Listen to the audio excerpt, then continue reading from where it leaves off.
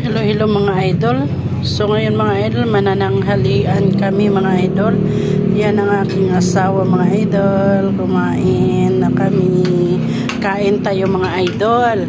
Yan anak ko mga idol, kain kami. So ngayon mga idol, ang aming ulam is pusit na adobo. Yan mga idol, pusit na adobo at saka ginataang talong. Ginataang talong. Gusto ng asawa ko mga idol, masarap daw at saka ng anak ko. Kumain ang anak ko ng ginataang talong at saka pusit, ang sarap daw. Tsaka with is coke. Yan mga idol. Yan nasa asawa ko. Yan, kain tayo mga idol. Aming ulam is yan mga idol, ginataang talong. Yan ang akong niluto ngayon. Ginataang talong. Ang yummy yan mga idol. Sobrang yummy. At saka pusit mga idol. Yan na adobo. Yan. Sobrang yummy. So, nasa kalagitnaan na kami ng aming pagkakain mga idol. Saka ko naalala ang pagbibidyo. Nakalimutan ko mga idol. Kain daw mga guys. Mga idol. Kain tayo. Kain daw tayo mga idol. Kasi late na aming pananghalian, gawang late na rin ang aming almusal. Kahit tanghali na kami nagising. Yan. Ang sarap talaga nitong talong na gagataan mong idol. Yummy talaga.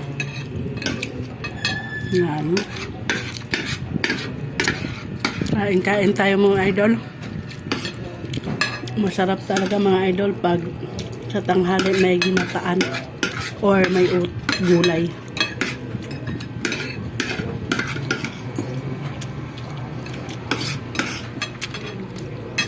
Nako. Kain pa na kung gaming kanin. Ubusin mo yan mahal. Sayang. Bakit? Kapabuhin lang. Na? Kumain mo nga eh.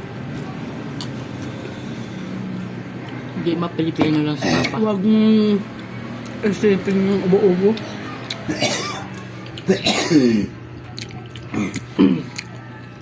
Kailangan magtitira daw. Kailangan magtitira. Ganon. Kain-kain mga idol.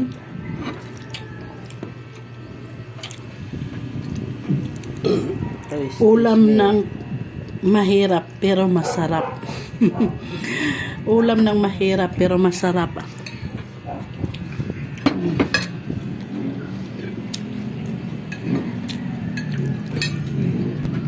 Ang makarelate nito mga idol yung mahirap sa aming ulam.